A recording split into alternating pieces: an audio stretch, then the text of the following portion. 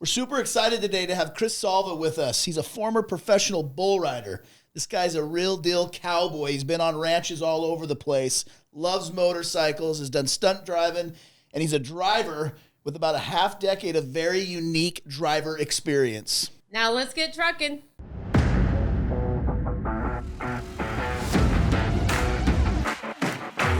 This is Beyond the Rig. All right, welcome to Beyond the Rig. I'm Linda Dominy, and sitting next to me is... I'm Brett Stabler. Glad I'm here. As you see, we are missing Will. Will is no longer with us. Hopefully you've watched the episode with Will. I'm hoping that's going to play prior to this one. He is hanging out in Tennessee, enjoying his time. And I believe he's already made it there, which is really nice for him. Well, that's what he claims. That's what he claims. He could be on the side of the road somewhere, just not wanting his ego to be bruised. So. We all know Will. We all know Will. So I'm super excited about this episode. We've got a special guest. We've got one of our drivers whose name is Chris. And Chris has a pretty interesting life. And so I'm super excited to be able to get into it, to actually learn more about it. He's done stuff like, he's saying that the Harleys and 18-wheelers have something in common. Oh, that's interesting. Wow. He loves the CB radio, which I've never had personal experience on the CB radio, but I really wanted to do that, so I'm excited to get into that. Well, it's because most of us think that the CB radio has just kind of gone out of style in trucking. But the reality is, even with all the computers and tablets that they got all over these trucks, the CB radio is still a big deal. Yeah. And then he used to haul livestock. He used to haul livestock, and I think he even rode some of that livestock at some point. At some point. Maybe not the stuff he hauled, but he was riding something. Yeah. But now he's an OTR driver, so it's super excited. I cannot wait to dive into this with Chris. Yeah, we're excited. Chris is fantastic. He is one authentic cowboy that you're all going to get to know today. So we're pumped. He rode motorcycles. A stunt rider, which I can't wait to dive into. Which he still is. He still is a stunt today. rider. Like, that's incredible. Don't tell my mom. Okay, it's our secret. So welcome to the show, Chris. Thank you for having me. I'm super excited. I can't wait to just jump in and hear about this lifestyle that you've led. Branched out into different areas for sure. Yeah, like that's just all over the place. Got to stay well-rounded, I guess, huh? so let's just start from the beginning. Yeah. Yeah, let's start from the beginning. So I know that you're here in Arizona right now. But yeah, I grew up in South Jersey, which was awesome. It was, people think of Jersey, they think of that show that used to be around. Jersey Shore. Yeah. So it's not like that completely. You know, you got your Pine Barrens, which where I'm from is nothing but Pine Barrens, you know, nothing but trees and trails, growing up on dirt bikes and making jumps with your BMX bikes. And then you drive 45 minutes east and you got the beach, nice sandy beaches. And I grew up on LBI. Interesting. Where the original Ron John Surf Shop was created. No kidding. Really? The I first always one. thought New Jersey was a giant suburb for New York. Yeah, everyone calls it the armpit of America, but it's actually it's got it's nice places. Clearly nice they had Cowboys there. They do, yeah. Okay. Down over in Cherry Hill and Cowtown, they have one of the oldest rodeos in the country there. Interesting. Okay. Yeah. So I grew up there, and I originally got into truck driving because of my grandfather. Both grandfathers on both sides of my family were truck drivers, and I remember I must have been like 4 or 5. I remember he brought his rig home. It was a cab over Peterbilt, red. He drove for ShopRite. He was a Teamster, and ShopRite's like a Fry's or a Safeway that's out here. Yeah. And he brought his rig home, and I remember just like the idle of that loud truck, because back then they didn't have any of the depth. You know, their trucks were straight piped, you know what I mean, Yeah. rolling black coal out them pipes, you know. And I remember climbing up in that rig and the vibration. You know, as a little kid, everything's so, you know, it's Yeah, Or magnified. You're so alert. magnified Yeah. 100%. And I remember sitting on his lap and looking at all them gauges, and we took it for a spin around the block, and I was on his lap, and he had his hand on my hand on the shifter, and it's a memory that I'll cherish for the rest of my life. It was so that's where it started for me, playing in the sandbox with Tonka trucks, you know, and growing up. Well, I guess I never really grew up, you know what I mean? I was just playing with big boy toys, you know. And every time I'd see a truck, we're getting that truck Get the horn, doing what you hit can. that to get horn, it And that's where like my interest in big trucks and tractors and all that stuff got started. And then after I graduated, moved out here and got into my first job out here. I went over to Scottsdale Livestock, got a job loading hay and feed into people's pickup trucks, Oh, wow. right off Scottsdale Road there. Yeah. Worked there for a few Hard years. work. Yeah, did some deliveries. So that's where I really started getting into like making deliveries, like hay deliveries and stuff with a little Suzu flatbed truck. Oh, man. Going You out say to all the Isuzu ranches. flatbed truck. Yeah. Old school. Oh, That's yeah. back in the Now, day. now, wait, Chris, back up just a second. Uh-huh. You came out to Scottsdale from New Jersey. Correct. What in the world got you to go from all the way out on the East Coast to come west? So after I graduated high school, really before I graduated high school, I lost both my grandparents to cancer, unfortunately. And me and my family just wanted a fresh start. And I like back east where my hometown is, like, you either worked for the township, worked for your family's business, or became a cop. None of those were in the books for me. So I just we all kind of just wanted a fresh start and new adventure, So we moved out here. My mom originally wanted to move to California because, Oh, wow. but my dad, he traveled this whole country and built every Dick's Sporting Goods you ever seen. Oh, wow. Okay. So he knows everywhere and anywhere, Yeah. you know what I mean? So he's like, let's go check out Arizona because the weather's great. Nice. Taxes are minimum, you know what I mean? And it's way less expensive to live here than it is like in California. Yeah, and Jersey too. It's, So then, culture shock, right? Yeah, for sure. For sure. I went from ripping in the, in the Pine Barrens to ripping out here in the desert with my pickup truck, and having fun. And that's, pretty crazy awesome. transition. Yeah, that's Yeah. awesome. It was nice because I mean, like, East Coast people are a go-getter kind of people. A little bit faster pace, for sure. Like, let's get her done. And like, I came out here, got that job like within like a week or two of me moving out here, So I was just like, let's get a job, let's get going, let's get into something. And I was fascinated by the ranch life because like there's ranches out, east, but like they're a little out of the way to go to, And out here they're a dime a dozen. And I really wanted to become something with livestock or ranching. It just like, it was always an interest to me, you know what I mean? So got into the feed store business, and that's where, it started to go for me out here. And That's where the magic What you happened, love. huh? yeah, it really was amazing because you get to know these ranchers personally. They come into you, hey, Chris, how's it going? I'm trying to get some alfalfa, a couple bales of alfalfa in Bermuda. You load them up, you small talk with them before they take off, and, you get to know them, what kind of horses they got or livestock they got and stuff like that. It's really cool. And then it's a community, it's a really tight community, especially at Rio Verde, Cave Creek, Scottsdale. Everyone knows somebody, which is awesome. Yeah. And so it started that, and then I ended up getting a job offer with Pet Club, which is another feed store, but in Cave Creek, Right. closer to where I live. My parents live, and so I was with them, and then for 3 years, and I found myself just wanting to be out on the delivery truck. I'm good at customer service, but some Mondays when you come into work, you just kind of want to be to yourself, So I found myself doing the deliveries, and I was good at them. I was the only one out of everybody that had my own hay bucking chaps and my hay hook and stuff.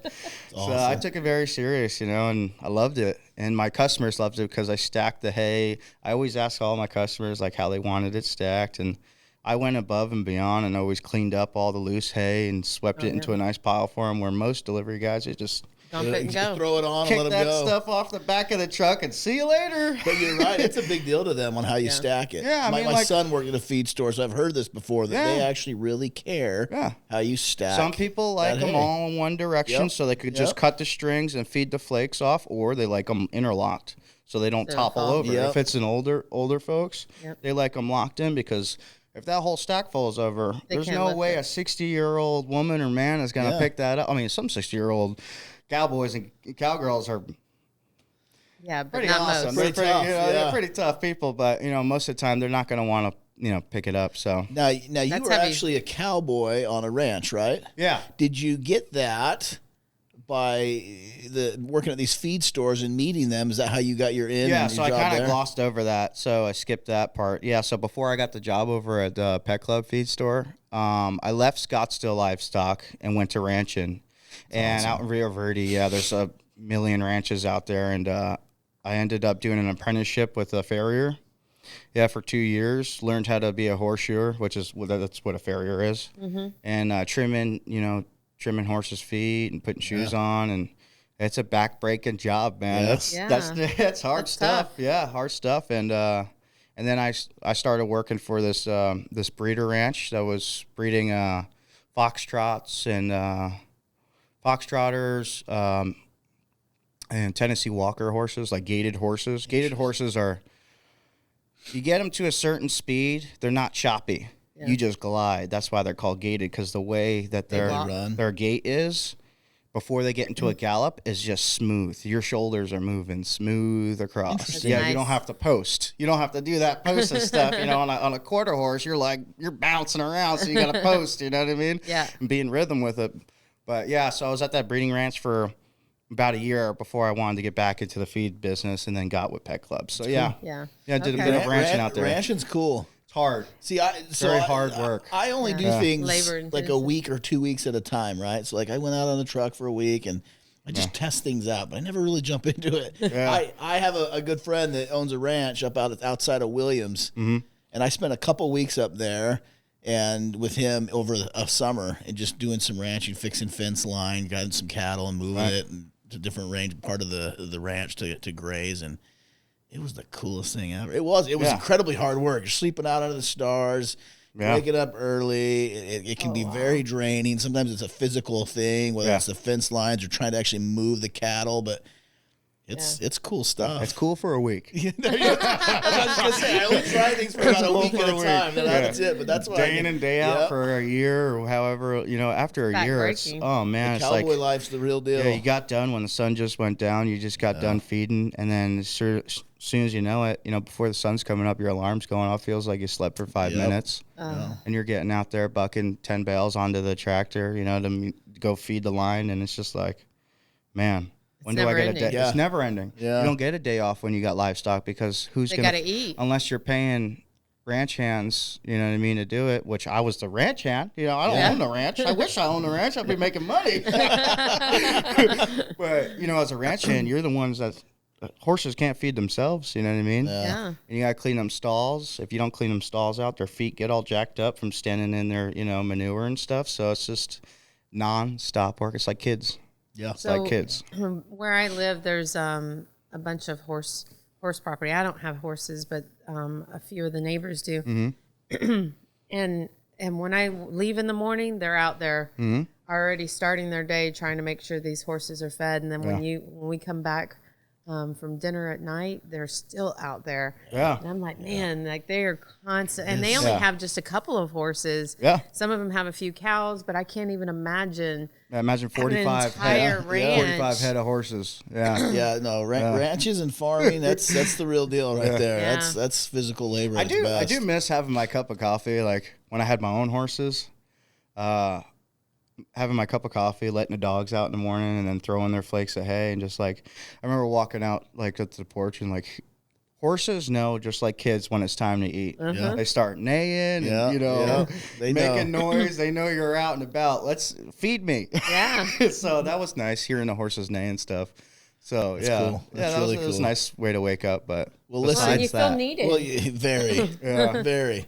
Well, that's awesome. And I think everybody right now that's watching this podcast sees this giant, shiny belt buckle. so they know that you're a cowboy, but they're probably curious right now, where'd the belt buckle come from? Yeah, so when I came out here, and aside from all the ranching and feed store business stuff I was doing, I got into the rodeo life. I came out here and I went to downtown Cave Creek with my family, and on Wednesday nights they have amateur nights. So anybody can pay Whatever. $50 to break themselves on a bull. And my uncle turns to me and says, "Bet you won't ride a bull." And I'm like, "Bet you I will now." So The first bull I rode, I actually covered for 8 seconds, Wow. which is a rare thing that people ever do. Yeah. And prior to me, like, I've always been in pretty good shape. I used to be on a USA powerlifting team back east in Jersey. So I was, beefed up. I'm a pretty strong guy. So I was just gripped on and just held, I had no form whatsoever. I was just bouncing around, you know what I mean? And I just held on. I heard that buzzer go off, and my parents were freaking out. They're like, I can't believe you rode that bull, And from there, hooked, I mean, that just. The adrenaline. Yeah, just I had got you. into it. Started riding amateur nights, and then got into the PRCA turquoise circuit and started traveling around. Wow. And actually got good at it. All it just off came of a natural. dare. Yeah. All off of a dare of just joking around. You should try it. Yeah. Well, that's Wow. cool. And it just came natural, and started winning money, started winning buckles, and Like, okay, I'm in. it was a short-lived career. I'll tell you that. It's probably brutal. Hey, like sometimes getting hung up. Hung up is like. So I was a left-handed bull rider. Now you want to jump off your left side, dismount. Yeah. Because if you jump off the right side, what happens is your hand twists over, and now you're locked in. Oh, Eesh. no. Now you're going for a ride. Oh. Yeah, that's called getting hung up. So after getting hung up a couple times, and I mean, not a couple times, a lot of times, and the bull comes back to you in the hole and, and hooks you and stomps you out. And there's been I got plenty of pictures on my phones of my back all bruised up, my spine barely got, broke. And So the bull actually caught up to you and yeah, so what happens knocked is, you, picked you up and threw yeah, you're here, right? And the bull's spinning into you and just Because you know whacking you you know around, you're there. just whacking you. You're a rag doll at that point. Oh. I mean, you're talking about 2,200 pounds compared to 200 pounds. You're getting ragdolled. Oh, Now, my God. Chris, are you considered a bigger bull rider? Yeah. Because most bull riders, Yeah. aren't they pretty small guys? Absolutely. Yeah. I had the worst end of. I mean, it way tougher for me. Most bull riders are like 130, So 150 maybe pound explain the dudes. differences, like why Yeah. a smaller bull rider has some advantages versus a bigger one. Yeah, so those guys are super small. They're really mainly like they're faster. Yeah. It takes more effort for me to move around quicker, right? Yeah, Because yeah. I'm a bigger guy. Yeah. But those small bull riders have the best advantages because there's less weight being moved around. They're smaller. They can fit on the Adjust quicker, shoulders yeah. perfect and adjust perfect. And it's way easier for them. They're shorter. My neighbor's like 6-time world champion professional team roper. And he looked at me. He's like, you should be a bulldogger or a roper. What are you doing riding them bulls, man? Yeah. He knows, too. He's 85 years old and still roping professionally. You know what I mean? Wow. So, yeah, I was like, I should have listened to him. It's a longer career. I would have, absolutely. Have you ever been stuck by their horns? Oh, yeah. Oh, yeah. A lot of times. A lot of That had to times. hurt. Yeah, it feels so. One time I got unlucky. Were they the full horns, or had they sawed them we off? call them 'Cause baseball Because bats. they kind of saw them off now, right? Some of them, yeah, Well, some of probably, them. yeah, probably in the lower circuits they may not. But Right. So some of them, even in the higher circuits, they Still still. So leave it 'em? depends on what breed of bull it is. Gotcha. So if they have a nice set of horns, they chop them, to a certain length, and we call those baseball bats because you hit one of those, it's like a baseball bat. You're getting knocked out. Yeah, you're snoring. You're waking up with 15 Cowboys above you. Tweety bird, what happened? You know what I mean? So, yeah, I've been hung up a couple times, and one turned into me and literally hooked me right where the sun doesn't shine. Oh my gosh! I was out for a week. I couldn't even walk. Oh. It's like a sledgehammer just. Yeah, no, that's something that I've never attempted to try. So good for you. That's Well, fantastic. hey, I mean, you can do I it do for a things week. for a week, but I'm not doing that You for can a try week. that for a week. No, those I bet bulls we are could good. get you signed up. Yeah, have health insurance. But it's hard to get insured. Yeah, As a bull you don't rider. tell your insurance company Yeah. that you do that. That's for sure. Yeah. And at that time, I was on my parents, so they, you know what I mean. Like, They didn't ask questions. Oh, yeah, wow. yeah, That's cool. That's really crazy. cool. That's So- scary, too. So stunt riding.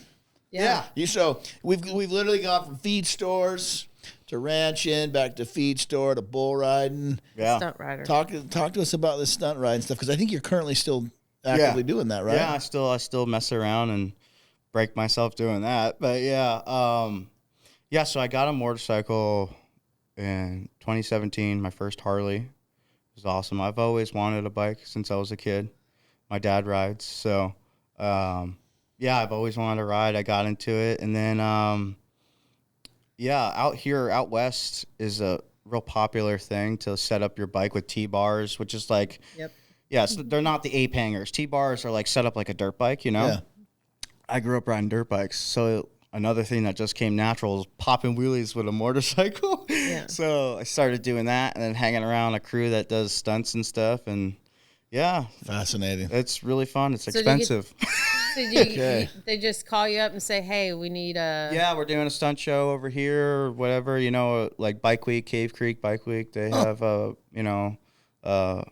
biker bash out there and like a stunt show out there, and yeah, you just get, you know, if they're doing one, you know what I mean, they'll call me up sometimes, or most of the time now because I'm over the road so much, I get to see them like, oh, they're having fun. I get a text once in a while I'm like, working hey, and I can't be there. because they know I'm a driver, you know, and they're like, hey, you in town? I'm like, no, I'm across the country. I can't make it. But I'm actually thinking about stopping because I've looped out a couple of times this past year, and it is so expensive. And like, most of these guys have two bikes, one for pleasure and one for stunting. Oh yeah. I have one bike, so it's like, If it gets ruined, then. yeah, like right now it's on the lift. I haven't touched my bike since last summer.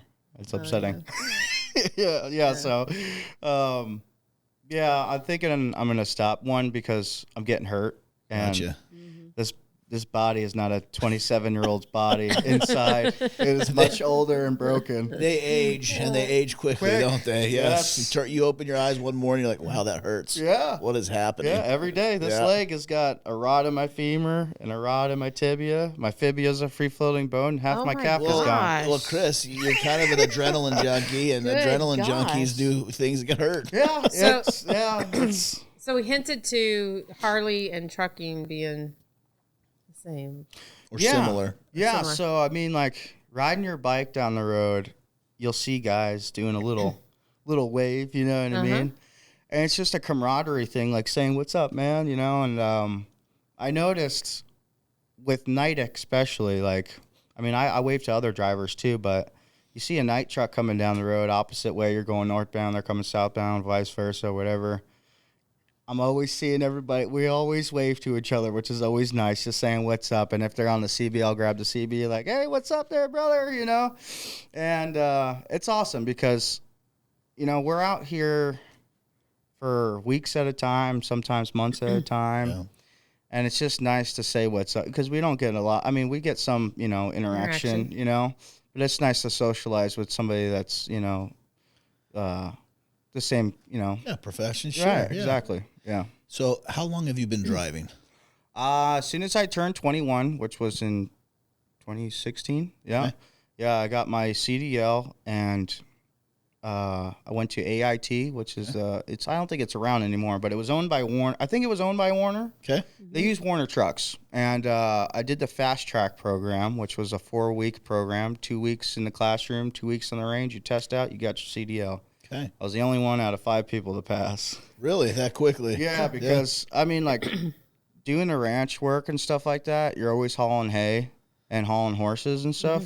So back in trailers, You're used easy. to it. ain't no thing but a chicken wings. So now Yeah, you're that was just easy. adding a little length and a Hey, little the size. bigger Is the that it? trailer, the easier Yeah? it is. Okay, So the all smaller right. the trailer, those things jackknife on Go you all over. crazy. Yeah. Yeah. 53-foot trailer is easy to back, I think, personally. But yeah, I did my test, tested out. And at that time, I was working for Pet Club.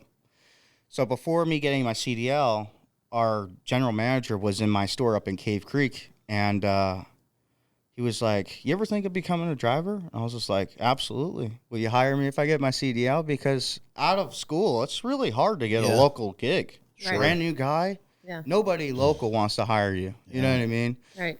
Over-the-road companies, because they have the trainers and stuff, and they have more rigs to be able to, you know what I mean, and the time to be Yeah. able to train somebody out over the road. But local guys, you got to experience or not, you know what I mean? Like, you got to be able to get in the truck and do your job. Right. And Jack, the DM over there, yeah, he's like, you get your CDL, I'll hire you. So That's 4 how you weeks got it. later, got my CDL, go down there to their warehouse and office in Tempe, fill out my paperwork, right? Throws me my keys, says you're delivering to Cave Creek, load up. So I was a local driver. Yeah, yeah. Wow. So besides my training for 2 weeks, That's it. That's it. Oh and my you were off and gosh. running. That's it. Driving an 18-speed International Lone Star. Let's go. Yeah. Wow. Yeah. Buckle up, Buttercup. Yeah. So how long were you with them doing that? I did that for a year and a half, and then they went out of. They didn't go out of before they went out of business. What they did is they outsourced it. It was cheaper for them to outsource it because they leased their own trucks for their drivers, and they were on the decline of business. So, I did that for a year with them, and that's honestly that first year is what really taught me. Yeah, because like a lot of the stuff you learn in the classroom, you definitely take out with you. Right. But a lot of the stuff goes right out the window because real life happens. You know what I mean? Yeah, yeah. You know, out there, you don't double clutch. You're floating gears. Yeah. You ain't double clutch. And the only time you use the clutch is to stop and go. That's all you use the clutch for.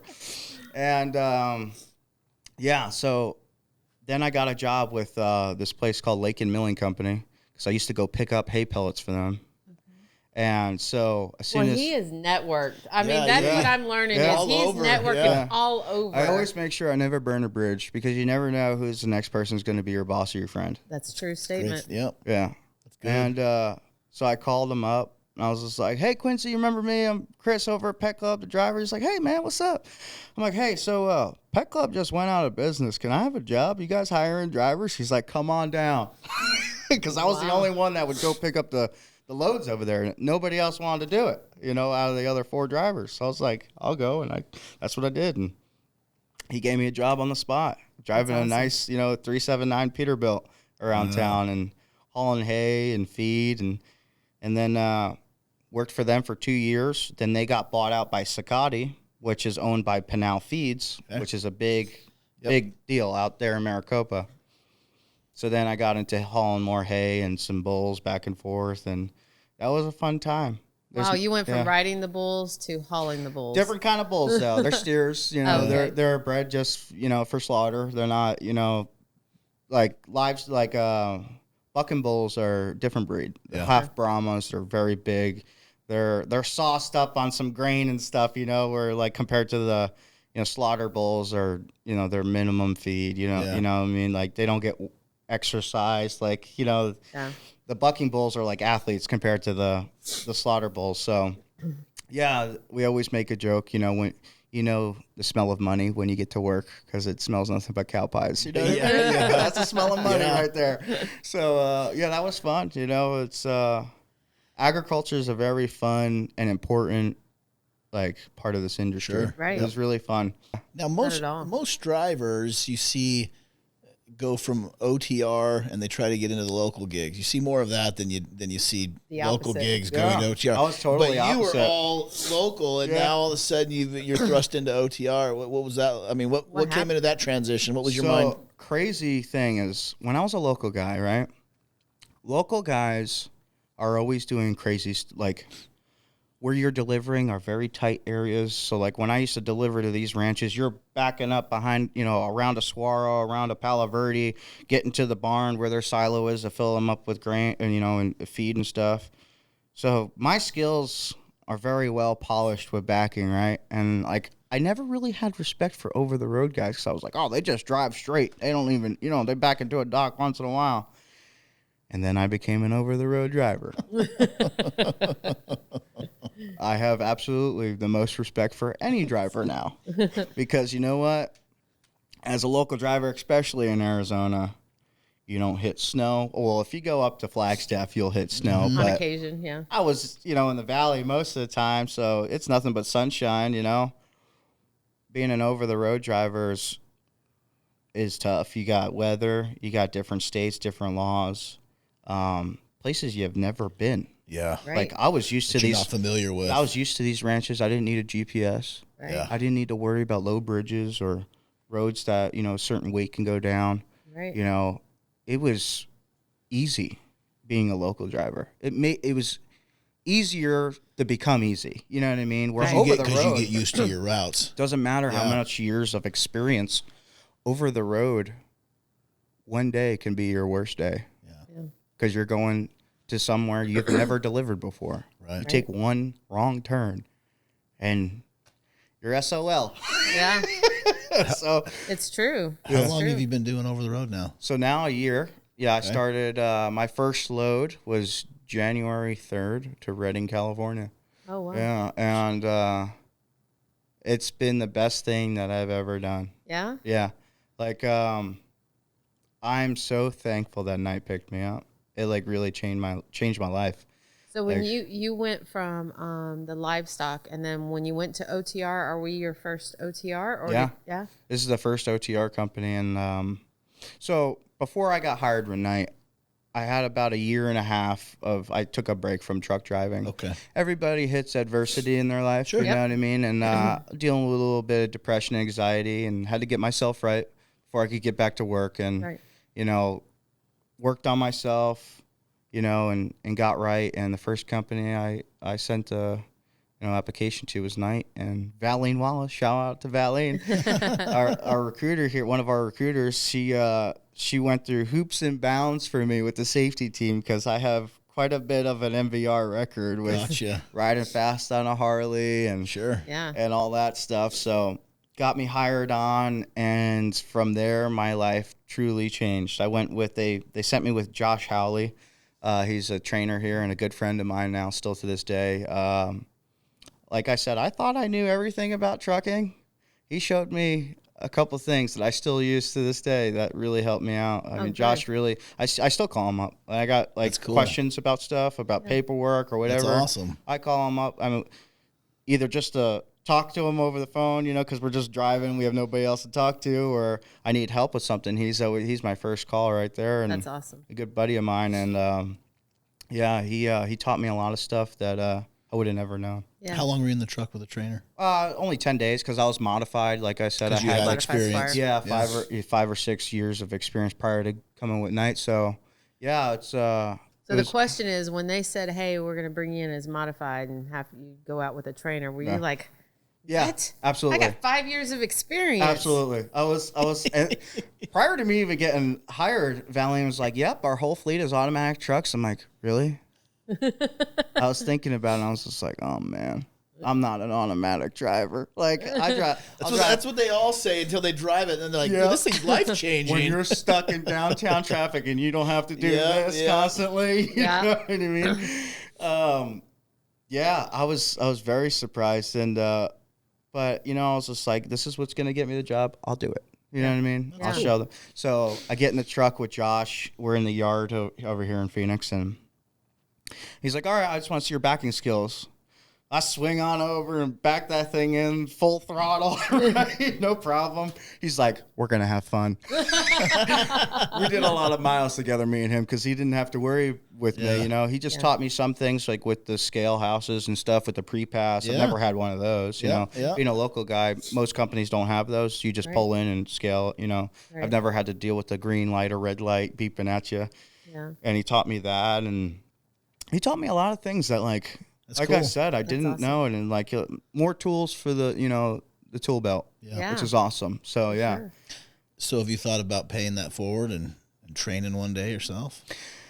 I don't know. You know, this is the thing. Like maybe when I transition back to being local, I'll train or something like that. But over there, I don't know. I like having my own space. You Yeah. know what I mean? Sure. My top bunk, there's no bed there. There's an extra fridge. My guitar's up there. I got extra clothes. You know what I mean? Like So you play guitar yeah, guitar, harmonica, sing a little bit, or howl, whatever you want. Of course you do. or how? Of course you. Why not? Why not? You do everything. Yeah, try and stay well rounded. That's what I like to say. That's really cool. Well, you got some great experience just from the local side of things coming into OTR and Yeah, and just recognizing the differences of the two. yeah. If you had advice that you wanted to give to another driver that was coming in to the world of OTR or even the industry, Right. what types of things would you or advice would you give that driver? I would advise any new driver to go get. See, me personally, I like to use a Rand McNally GPS. Okay. It's made just for trucking. Sure. Yep. And like we have a little GPS on our tablet that you can use, but I like the Rand McNally. Mm-hmm. It's nice. It's you can plug in different trips and stuff, and it'll always bring you where a truck's supposed to be. It'll never take you down a road where a truck's not supposed to be. Right. So that's nice. That, and then I'd also advise any new driver out there is to get a CB radio. Oh. A CB radio is important. You're going to have to elaborate on that. We Linda and I know you love them. Yeah. But you're going to have to elaborate for the audience why you love them so much. You know, like a lot of people think that like CBs don't work and stuff, but that's because They don't use them. User error. So when you get a CB, you got to get good antennas. Antennas, adjustable antennas. There's a little screw on the top so you can lengthen or shorten, or like there's different coil ones that have a long stick that you can shorten and lengthen, and you got to calibrate your antennas to your radio. And it's called an SWR reading. So if you're not getting the correct SWR reading, the first couple of times you use that radio, you're going to fry your transmitter. You're going to fry the radio. You'll fry it, and it won't work anymore. So that's why people think it doesn't work. And then so you do that, you know, and it'll work fine. But what's nice about that is, like, say you're in the truck stop, you know, and you're heading west on the 80, you know, got to go into, you know, Wyoming or something, you know. Mm-hmm. There's a lot of snow and wind up there in the wintertime, you know. Before you even leave, you can, hey, breaker, how's that 80 westbound looking, you know? And somebody will get on, oh, it's closed. They're closed up there right where the, you know, the break is, you know, and that's nice with, like, closures or wrecks. You come up to a parking lot on the interstate, nothing but red lights. You can, hey, what's going on up there? Anybody see what's going on? Somebody would be like, yeah, get in the hammer lane. Hammer lane's the left lane. Yep. Get in the hammer lane. Right lane's blocked, you know? Or, hey, breaker, you got a bear sitting up there in the middle. You know, that's a cop. A bear is a cop, you know, or a bear in the air. You got a bear in the air and a chopper, you know, clocking people. And we just look out for each other. Or, like, I always see, like, a nice, like, W900 Kenworth, which is like those square bodies, real nice trucks. Mm-hmm. I'll see one rolling up in the hammer lane, just buzzing right by. I'm like, good Lord, that's a nice truck. And he'll hop on. Thank you, buddy. You know, it's just nice to talk to people and stuff. And then also, we always look out for each other. You know what I mean? Like, cool. That's nice. It's really important, especially for, like, weather and accidents and stuff like that. And, yeah, it's just good to have, because who else are you going to call if you don't have anybody, you know what I mean? Like, sure. Yeah, you can't call your people at home. They don't know. Yeah, they don't know where you're at. You've only got each other. Exactly. Yeah. Exactly. That's awesome. Yeah. That's so awesome. It's really cool. Really, really cool stuff. Yeah. I love it. Yeah. I love it. That's really cool. So I always watch, like, if we're stuck in traffic and it's just not moving, I always watch the truckers. Follow the trucks. I always watch the truckers because I know that they're talking to each other. And so if they get it all the way over, I know that's what I need to do. Yeah, there's been a couple times where we're stuck in traffic and both lanes are blocked, and I'll get out, stretch my legs, you know, set the brakes, get out, stretch the legs, and cars are rolling down the window. Hey, what's going on up there? I'm like, both lanes are blocked. There's a rolled over RV. We're going to be here for a minute. Yeah. And they're like, oh, great. Yeah. You know, so that you already know what's going on. You know what I mean? You're not just sitting there with, you know. Yeah, when that happen on the highway, you're toast. Yeah. At least in the city, you can get off and just get around. Throwing off duty, you're hanging out, get some food, throw it in the microwave.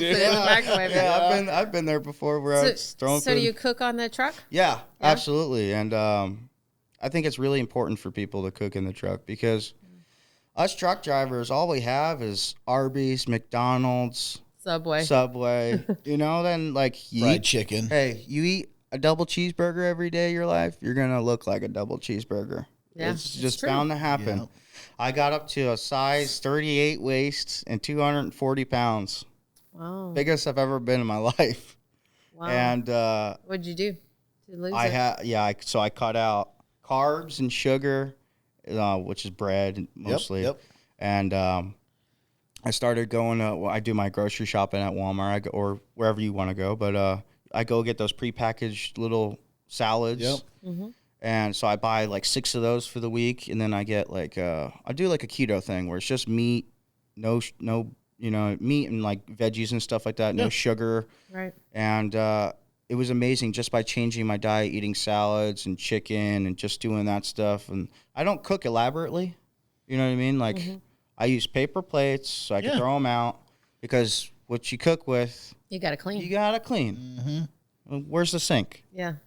Yeah, pain in the butt. So I'd rather just have stuff you just toss in the garbage and easy 1, 2, 3. So yeah, eating the salads, and I get buffalo chicken tenders, throw them in the microwave, a little bit of blue cheese, and we're good to go. You know what I mean? Off and running. Yeah, and then for energy drinks, like I've been really like training my body to like get off caffeine as much as I can, because you get so used to drinking caffeine all the time. It's terrible. So when you really need it, it really doesn't do much for anything, you. yeah. Right. So I use them for like when I really need it. Like every morning or every other morning, I'll have like a little something. You know what I mean? Either if it's like the Java Monsters once in a while, or I like the Rain energy drinks, because the Rain energy drinks, like they have a bunch of BCAA amino acids, More, zero sugar. Yeah. They're healthy for you. more pre-workout type Yeah, drinks. exactly. Yep. And I use them once in a while. Most of the time, like how I run is like I'll run, depending on the load, like I like to run a full 11 hours driving every day. I awesome. run my 70 down,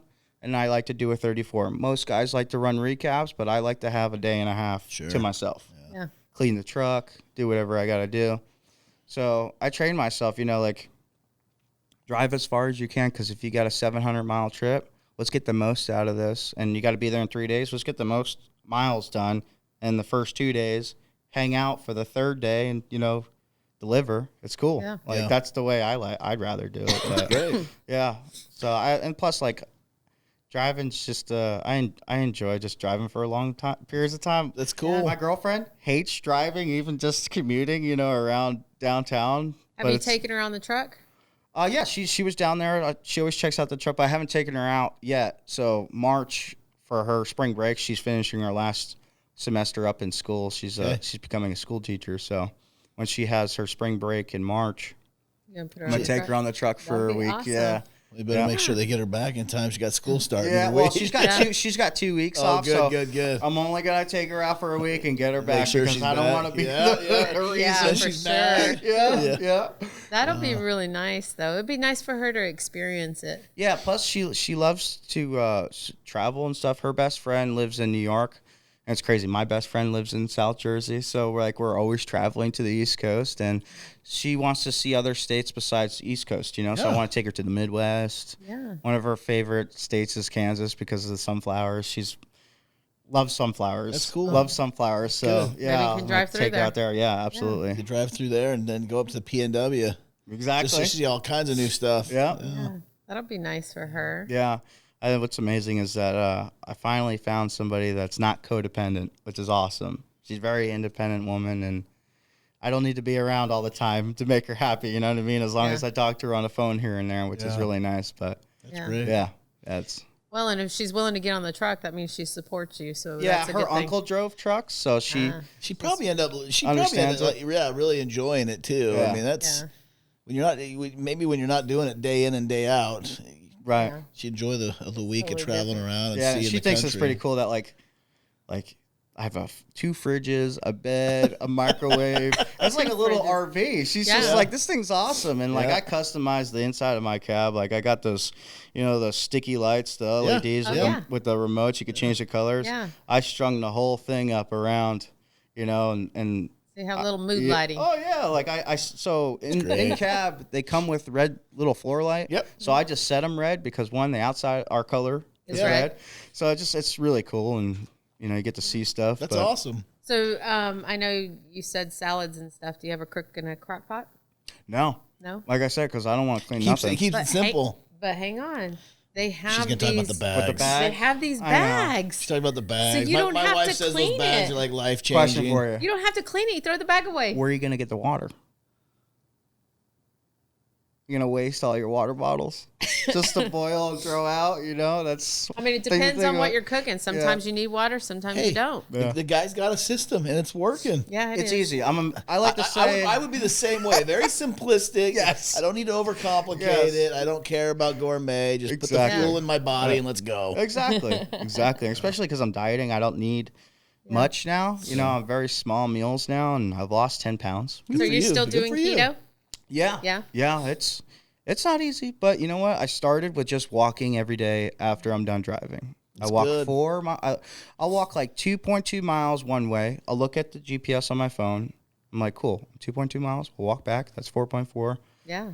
or whatever it comes out to, you know. That's Yeah. great. I always try to walk, and that's what I started with, walking. And then in the parking lot, I'll grab my bag of chains, put it on my shoulder, walk back and forth, change each shoulder. Oh, yeah. I'll do kettlebell swings with it, like it's a kettlebell. Yeah. You know what I mean? Yeah. I'll do all kinds of stuff and just push-ups Workout. and just I started think with that's easy good. stuff. It just started with walking, really. I went from a 38 waist now down to a 36. Oh, I can put this good. belt buckle on again. So it feels good, you know, and I know you said you like your coffee, you know, for Yeah. your keto, you can, as long you can have the coffee and use like a stevia Yeah. if you wanted a sugar, and then your heavy whipping cream for your milk. Yeah, that's what my mom uses. That all those different syrups that are sugar free, and then she uses heavy whipping cream. Yeah, Yeah. it's good. It's Yeah, good. and it tastes good. Yeah. So yeah. Yeah, well, I try to see. This is the thing. Like, I try to stay away from caffeine as much as I can, unless I need it. Yep. That's Yeah. the biggest Yep. thing. Because there's a lot of drivers out there that are drinking like Red Bulls constantly, or Rock Stars constantly. Can't be good for you. All that sugar all It the can't time. be good for you. well, not just that. I mean, the caffeine and the other energy type things that they put in those drinks. You're crashing. Yeah. You're crashing. Yeah. Well, at some not, point. you're crashing, but there's studies out now that have found that when you drink too many energy drinks, it can cause, like you were just talking about, anxiety and depression when you're coming Exactly. down off of it. Exactly. So if you're already predisposed to some of those mental illnesses, Right. and now you just do that, well, Magnifies you it. got it. Right. Yeah. Exactly. Yeah. So you were a smoker. Yeah. I you quit quit? last year. So it's been officially a year Yeah. since you smoked. Exactly. How What many years made had you smoked prior? Oh, shoot, since senior Okay. year of high all right, school. so that's a long What time. made you stop? A bunch of things. So my grandfather, the one I told you guys about in the beginning, he died because he smoked. You know, he got cancer, you know, Lung the cancer, lungs, and yeah. then it took him out early. He died at the age of 69. And Oh wow. my girlfriend, she's very healthy, very small, petite girl, and she doesn't smoke. And my dad used to smoke, and I remember, like, my mom would always complain about it because it stinks. When you don't smoke, it smells terrible. Absolutely. Terrible. Yeah. I don't smoke now, and I smell somebody smoking a cigarette walk past me. I'm like, jeez. You're like, that's awful. That's what I used to smell like. And this poor girl used to kiss me. Like, I used to smell like an ashtray. And I just wanted to turn my life around for the healthier, you know, and just start exercising, quit the smoking. And, you know, I did it for me and for all my family, you know what I mean? I want to be around longer. Yeah. So just one step at a time. I quit smoking first, and then I started the diet, and then I started walking. Just one thing at a time. Wow. You so try to it's do all everything. going towards You try to do healthier. everything all at once, just like everything in life. It's like I have anxiety, and I deal with anxiety and depression. So one thing at a time just chips away at that big block, and you're able to get things done, and you feel way better at the end of the day. Just one little, you know, goal, and it just makes you feel so much better. Well, and Yeah. health, exercise, all those things are huge into helping manage depression and anxiety. Huge. It's gigantic. Like, it is crazy. Ever since I stopped smoking and I started just walking, my mental health I couldn't be happier. Yeah. I really just couldn't be happier. That's good. You're probably learning tools now that when you may fall back into, if something triggers it, right, and you Right. fall back into one of those ruts where you can help manage and pull yourself out of it, where Yeah. normally it would be a lot more difficult. Yeah, the impulse was Yeah. very strong when I first started. Yeah, absolutely. So did you just, I'm done, and Cold turkey. That's the only way to do it. Yep. you didn't do patches No. or gum Gum, or no. just cold No. turkey? Cold My turkey grandpa did the same the thing way to do after it. many, many years of being a smoker. Just Yeah. up and stopped. Yeah. Jeez. You'll stop Good for when you. you'll stop when you're done. Yep. Yeah. And that's it. Just quit. That's and plus, awesome. I think about $10 a day if I'm just smoking one pack. Yeah. You multiply that by a year, that's so much money. That's so much money. Why am I throwing my money literally in the garbage Throwing my money Yep. away In while the ashtray. killing and myself. killing myself Yeah. slowly? Yeah. It's a no-brainer. Just quit. So, Well- so I got one last thing that I wanted to ask Chris on the mental illness side of things, because he talked about his anxiety and depression and the struggles that he had there. What advice might you give to other drivers who are out there right now struggling with it? Because mental illness, in my opinion, is very underdiagnosed, and it's not the general public. If they have never experienced it, they have Right. no idea what it is, what it entails. So I got to believe that there's more drivers out on the road that struggle with it but don't want to talk about it. Absolutely. Right, There's a lot of people out there that don't want to talk about it, especially because, like, the older generations, they grew up harder.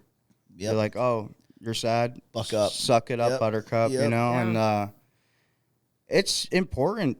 One, talk to somebody, either if it's your loved one or a doctor. I went and sought out a doctor to talk to, and it literally changed my life. I was really battling some nasty depression, you know?